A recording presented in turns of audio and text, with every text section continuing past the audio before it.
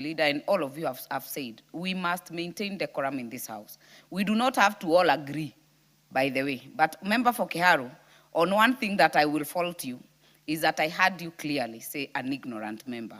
I will want you to withdraw that on record, and then you can proceed and we can hear the rest of your submission. Honorable Speaker, I would require that we actually check on the Hansard kindly, because I also recall I was insinuating on what he said, not the person, Honorable Speaker. And clearly, as you actually ruled yourself, Honorable Speaker, the member was out of order, Honorable Speaker. But for the continuity, because you are executing a very important issue, I withdraw, Honorable Speaker. Honorable Speaker, going forward. I ordered withdrawal, not apology. Yes. Go on, Honorable Member for Kiharu. Honorable Speaker, my proposal is as follows. If we check the landing cost of both super petrol and diesel in Kenya, Honorable Speaker, taxes in terms of petrol account for 74 shillings and diesel account for close to 70 shillings, Honorable Speaker. And my proposal is simple, and the decision lies on this House. One, Honorable Speaker, is that we must make a decision now to lower pump prices, or we are going to deal with a much more sticky situation to our economy in the future. Honorable Speaker, when prices are rising, it is temporary, because the issue that is there globally is temporal. But there are decisions we can make that will affect our economy in the next many months to come, Honorable Speaker. Some of the variables of the economy, for example, take one, like fares. When we raise the prices of fuel, commensurate, the fares go up. But Honorable Speaker, even when the global oil prices will be going down in the next few months, Honorable Speaker, it will be highly unlikely that you are going to realize the downward trend in terms of fares. Because some of these economic variables are sticky in terms of coming down. And therefore, Honorable Speaker, I'll be appearing before Budget Committee and Finance to give these proposals. One, in the next 6 months, that we exempt fuel products from VAT, that is, we exempt the 8% that is there. Honorable Speaker, that you bring the cost in terms of pump by 15 shillings and 17 shillings respectively in terms of diesel and petrol. Secondly, is that, Honorable Speaker, we bring down RMLF by Kenya shilling 7. Honorable Speaker, these are not all the taxes. RMLF is 25 shillings. I'm just proposing 7. Honorable Speaker, the other thing does not require even us to debate. And that is, we lower the margins of the importers and the people involved in the oil business. And I'm proposing 4 shillings. Because, Honorable Speaker, it used to be 12 shillings, now it is 17 shillings. And the last proposal, Honorable Speaker, is that we invoke the money we already have in the Fuel Stabilization Fund so that we subsidize diesel further, Honorable Speaker. And if we do all these things, Honorable Speaker, the pump price will be around 187 shillings, Honorable Speaker, for petrol and diesel. Honorable Speaker, some people then are arguing, how are we going to recover the shortfall in terms of the revenues that are put forth? Honorable Speaker, we will go to the expenditure side, and that is why I'll be appearing before the Budget Committee.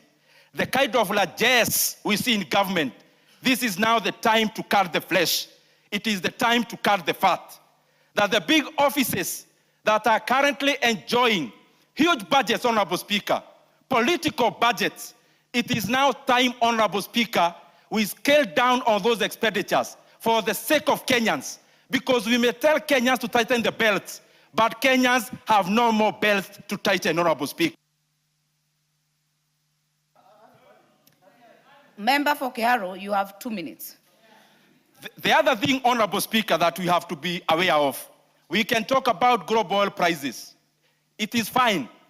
In 2022, a barrel of oil in May was around $120 per barrel.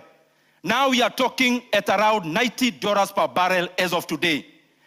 Global oil prices were higher in 2022 than now.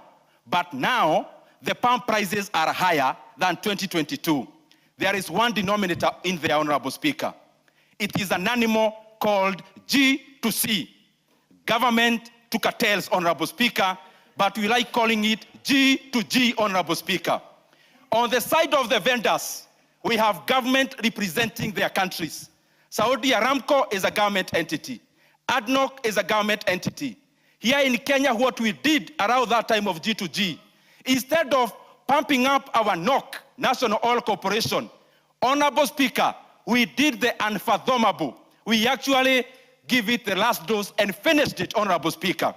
And therefore, currently, the government of Saudi Arabia and the government of UAE, in that G2G, on this other side, they are dealing with a cartel, which is milking Kenya's, Honorable Speaker, of their money.